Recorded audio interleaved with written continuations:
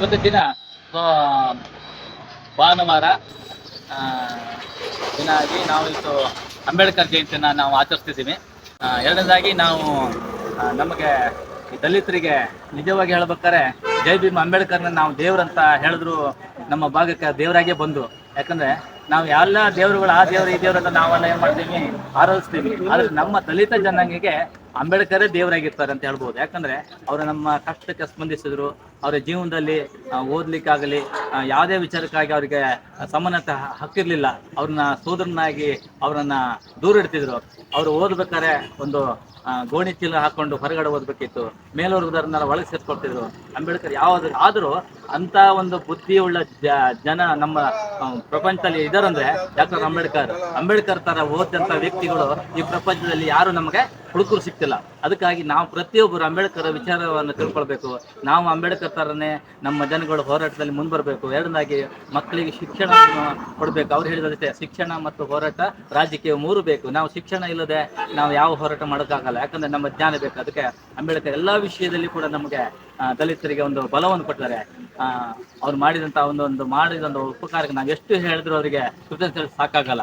ಅದಕ್ಕಾಗಿ ಮುಂದಿನ ದಿನಗಳ ಎಲ್ಲ ಯುವ ಜನ ಹುಡುಗರು ಅಂಬೇಡ್ಕರ್ ಜಯಂತಿ ನಮ್ಮ ಎಲ್ಲಿ ನಮ್ಮ ಒಂದು ಕಾಲೋನಿಗಳಂತ ಹೇಳ್ತೀವಿ, ಎಲ್ಲಿ ನಮ್ಮ ಒಂದು ಜನ ಇದ್ದಾರೆ ಎಲ್ಲರೂ ಕೂಡ ಅಂಬೇಡ್ಕರ್ ಜಯಂತಿಯನ್ನು ಆಚರಿಸಬೇಕೆಂಬುದಾಗಿ ಈ ದಿನ ನಾನು ಎಲ್ಲರೂ ಕಳೆ ಕೇಳ್ತೀನಿ. ಮತ್ತು ನಮ್ಮೆಲ್ಲ ಈ ಕೆಲಸ ಶಿವನಗರ ಮತ್ತು ಸುತ್ತಮುತ್ತ ಎಲ್ಲ ಹುಡುಗರು ನಮಗೆ ಸ್ಪಂದಿಸಿದರೆ ಅಂಬೇಡ್ಕರ್ ಜಯಂತಿ ವಿಶೇಷವಾಗಿ ನಮಗೊಂದು ಸಪೋರ್ಟ್ ಆಗಿರ್ತಾರೆ. ಇನ್ನು ಮೂಲಕ ಇದನ್ನು ಹೆಚ್ಚಾಗಿ ಅವ್ರನ್ನ ನಡೆಸ್ತಾರೆ ಎಂಬುದಾಗಿ ನಾನು ಎಲ್ಲರನ್ನು ಪಡ್ಕೊಳ್ತೇನೆ.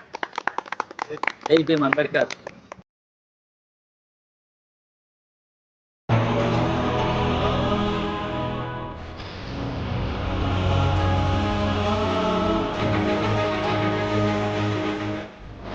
ರಾಷ್ಟ್ರ ಸಂವಿಧಾನಕ್ಕೆ ನೀನೆ ಶಿಲ್ಪಿಯು, ನೀನೆ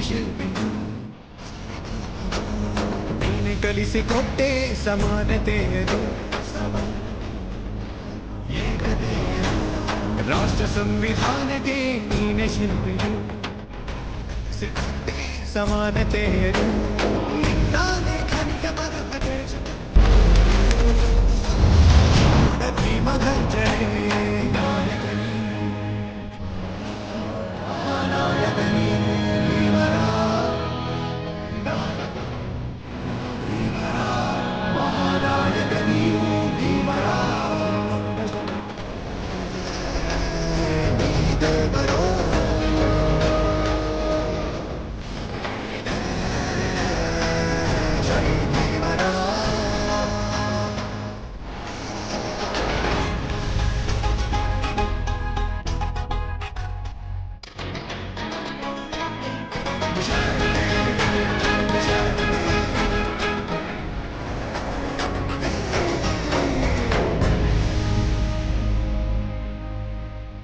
ಘಟದಲ್ಲಿ ಬಂದೆ ಆದಿಯಾಧಾರ,